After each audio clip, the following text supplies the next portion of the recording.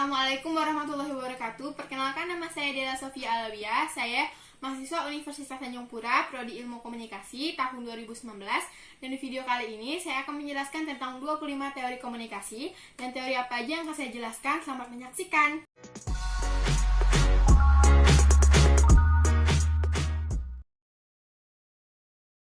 Teori komunikasi yang pertama adalah teori komunikasi Lasswell. Teori ini dikembangkan oleh Harold de Lasswell pada tahun 1948. Teori ini memiliki model komunikasi, siapa, berbicara apa, melalui apa, kepada siapa, dan apa efeknya. Maksudnya, komunikasi adalah di mana orang akan menyampaikan pesan, dan pesan tersebut disampaikan melalui sebuah media, kemudian media tersebut akan disampaikan kepada penerima, dan penerima akan mendapatkan efek dari informasi atau pesan tersebut. Teori ini masih digunakan atau dipakai hingga kini dalam komunikasi. Teori yang kedua adalah teori komunikasi usage and gratification. Artinya di mana teori ini adalah tentang penggunaan dan kepuasan. Teori ini dikemukakan oleh Blumer dan Coates pada tahun 1974. Teori ini mengemukakan bahwa pengguna media memiliki hak dalam memilih media yang akan digunakan. Karena pengguna media adalah peran utama dalam komunikasi, sehingga mereka bebas memilih media apa yang akan mereka gunakan sesuai keinginan dan kebutuhan mereka. Teori yang ketiga adalah teori informatif. Teori ini dikemukakan oleh Shannon and Weaver pada tahun 1949. Teori ini menitikberatkan komunikasi sebagai transmisi pesan atau bagaimana transmitter menggunakan media massa dalam berkomunikasi. Sehingga dalam teori ini, jika sinyal media massa yang digunakan tersebut baik, maka komunikasi yang berjalan akan lancar. Kemudian, jika sinyalnya tersebut buruk, maka komunikasi tidak akan berjalan dengan lancar. Teori yang keempat adalah teori agenda setting. Teori ini dikembangkan oleh M.C. Chops dan Shaw pada tahun 1972. Teori ini beranggapan apabila media memberikan tekanan dalam suatu peristiwa tertentu, maka masyarakat akan menganggap peristiwa tersebut penting. Dalam hal ini, media memiliki efek yang kuat dalam memberikan asumsi masyarakat, sehingga apa yang dianggap penting oleh media akan juga dianggap penting oleh masyarakat. Teori yang kelima adalah teori nativisme yang dikembangkan oleh Chomsky dan Hatté pada tahun 1993. Teori ini beranggapan bahwa manusia satu-satunya makhluk Tuhan yang bisa berkomunikasi secara verbal. Di sisi lain, bahasa adalah suatu yang kompleks, sehingga manusia senantiasa belajar agar bisa berkomunikasi dengan makhluk Tuhan yang lain. Teori yang keenam yaitu teori norma dan budaya. Teori ini beranjak dari pengaruh media massa yang kuat terhadap suatu hal. Hal ini bisa mengubah kondisi sosial yang ada di masyarakat. Pesan yang disampaikan di dalam masyarakat bisa mengubah norma dan budaya yang ada. Di sisi lain juga bisa menciptakan norma baru serta memperkuat norma tersebut. Teori yang ketujuh yaitu teori komunikasi ketergantungan. Teori ini dikemukakan oleh Sandra Bell-Rocket dan Melvin Duclair pada tahun 1976. Teori ini memiliki fokus pada kondisi struktural yang ada di dalam masyarakat. Fokus ini biasanya mudah dipengaruhi oleh media massa, dan teori ini biasanya disematkan kepada masyarakat modern, karena masyarakat modern mudah menganggap bahwa media massa adalah suatu hal yang penting untuk mencapai beberapa tujuan dalam proses. Contohnya ialah proses memelihara perubahan dan sistem masalah dalam masyarakat serta masalah perorangan dalam suatu aktivitas sosial. Teori yang kedelapan yaitu teori spiral of silence atau teori spiral keheningan. Teori ini berkaitan dengan bagaimana terbentuknya suatu pendapat umum. Jadi, spiral of silence ini menjelaskan bahwa terbentuknya pendapat umum yaitu karena saling mempengaruhi seseorang dengan orang lain. Contohnya, interaksi antar komunikasi massa, komunikasi antar pribadi, atau menghargai hubungan dengan menghargai pendapat orang lain. Teori ini dikemukakan oleh Elizabeth Noelle dan Neumann pada tahun 1976.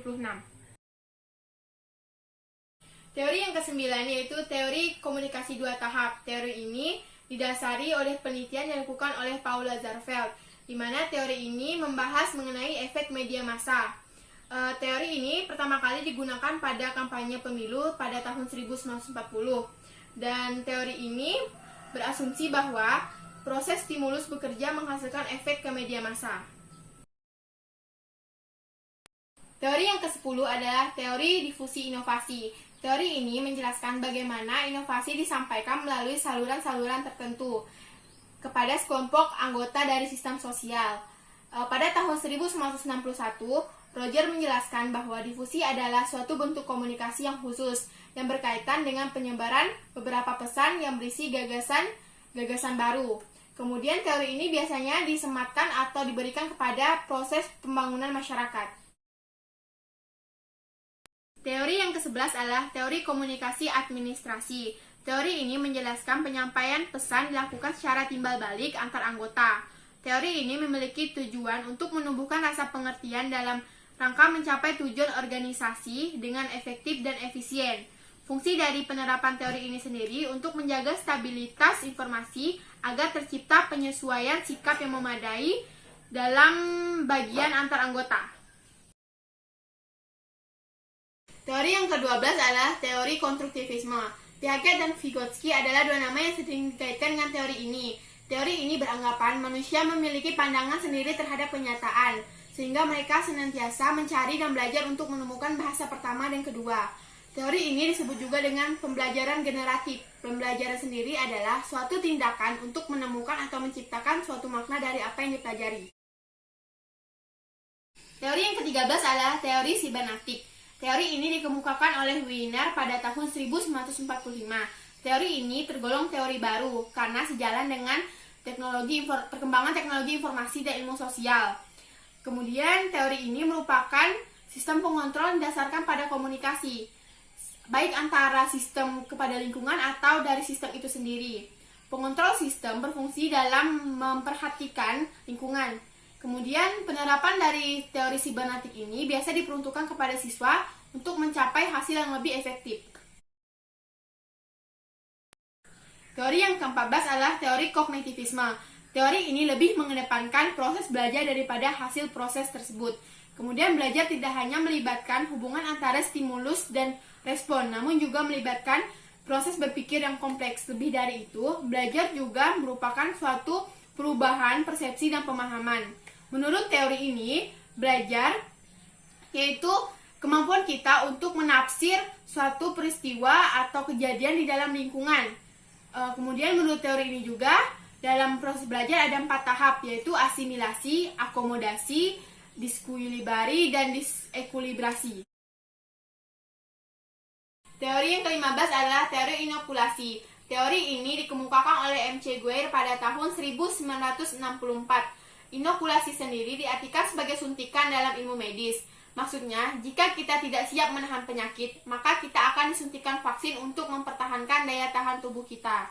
Sehingga teori ini berisi tentang bagaimana mengutarakan penolakan terhadap persuasi. Misalkan, kita memiliki argumen yang berbeda dengan orang lain. Walaupun demikian, kita akan tetap mempertahankan argumen yang kita miliki. Karena kita sudah memiliki antisipasi atau persiapan untuk melawan argumen yang berbeda dengan argumen yang kita miliki.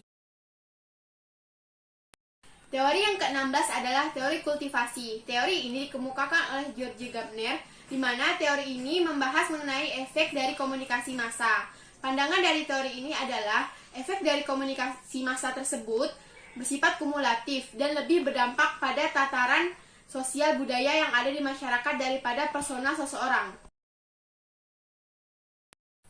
Teori yang ke-17 adalah teori humanisme. Teori ini dikembangkan oleh M.C. Neil pada tahun 1977. Teori ini adalah salah satu teori yang diilhami oleh perkembangan psikologi humanisme, di mana teori ini pernah diimplementasikan di dunia pendidikan melalui humanistik kurikulum.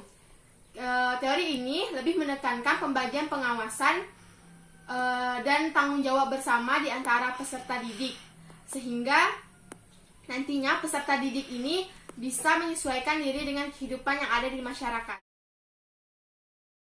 Teori yang ke-18 adalah teori behaviorisme. Teori ini dikemukakan oleh salah satu ilmuwan dari Amerika Serikat yang bernama John B. Watson pada tahun 1878 sampai 1958. Teori ini mencangkup semua perilaku manusia, termasuk tindakan balasan atau respon terhadap suatu rangsangan atau stimulus. Artinya, selalu ada kaitan antara stimulus dan respon dalam perilaku manusia.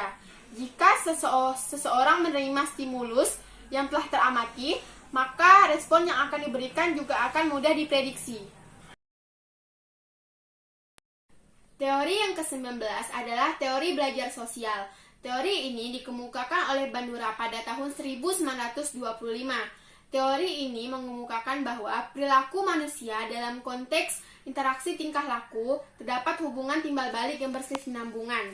Interaksi terjadi antara perilaku kognitif dan perilaku sosial. Kemudian, pengalaman dalam observasi dan pengamatan terhadap suatu pesan adalah dua hal yang penting di dalam teori ini.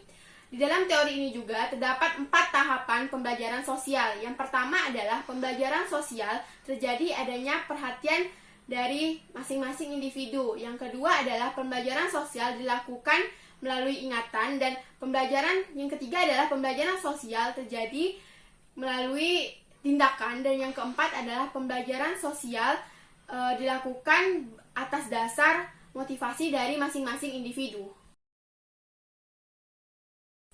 Teori yang ke-20 adalah teori dependensi efek komunikasi massa. Teori ini adalah teori salah satu dari teori komunikasi massa, di mana teori ini beranggapan bahwa kepercayaan individu terhadap media akan berkembang apabila kebutuhan informasionalnya tidak ditemukan dalam pengalaman langsung, sehingga massa akan menganggap media sebagai suatu hal yang penting untuk mencapai tujuan. Kemudian, semakin penting media tersebut, maka nilai dari media tersebut juga semakin tinggi. Teori ke-21 adalah teori analisis transaksional. Teori ini dikemukakan oleh Eric Berne pada tahun 1960. Analisis transaksional adalah hubungan pendekatan psikoterapi yang menekankan hubungan interaksional. Transaksional sendiri ialah hubungan komunikasi antar individu. Teori ini digunakan untuk mengetahui bentuk dan isi pesan yang disampaikan dalam sebuah komunikasi. Analisis ini bertujuan untuk mengetahui tingkat keefektifan komunikasi yang terjalin di antara individu. Kemudian, teori ini juga cocok untuk penerapan konseling kelompok. Teori ke-22 adalah teori struktural fungsional. Teori ini adalah bangunan dasar dari ilmu sosial. Beberapa orang pencetus dari teori ini adalah Auguste Comte, Emile Durkheim, dan Herbert Spencer. Pemikiran dari struktural fungsional ini dipengaruhi oleh pemikiran biologis yang menganggap bahwa masyarakat saling bergantungan satu sama lain untuk mempertahankan hidup. Kemudian, teori ini juga mempunyai tujuan untuk mencapai keteraturan sosial. Teori yang ke-23 adalah teori pengharapan nilai. Teori ini bertujuan untuk mengetahui pengaruh pengguna media terhadap massa dinilai dari kepentingan penggunanya. Sikap seseorang terhadap segmen-segmen media ditentukan dari evaluasi dan perspektif pengguna terhadap media tersebut. Teori ke-24 adalah teori sikap atau standpoint. Teori ini dikemukakan oleh Harding dan Wood, di mana teori ini mengemukakan bagaimana cara terbaik untuk melihat keadaan dunia dimulai dengan melihat sudut pandang seorang wanita. Standpoint sendiri adalah tempat di mana kita bisa melihat dunia sekitar, dan standpoint memiliki makna yang tidak jauh dari perspektif. Menurut Harding, bahasa yang digunakan dalam standpoint memiliki arti bahwa wanita lebih cenderung termarginalisasi. Teori yang terakhir adalah teori birokrasi. Teori ini sering digunakan untuk komunikasi organisasi. Menurut Max Weber pada tahun 1948 mengungkapkan bahwa model birokrasi ini sering digunakan untuk komunikasi organisasi yang efektif.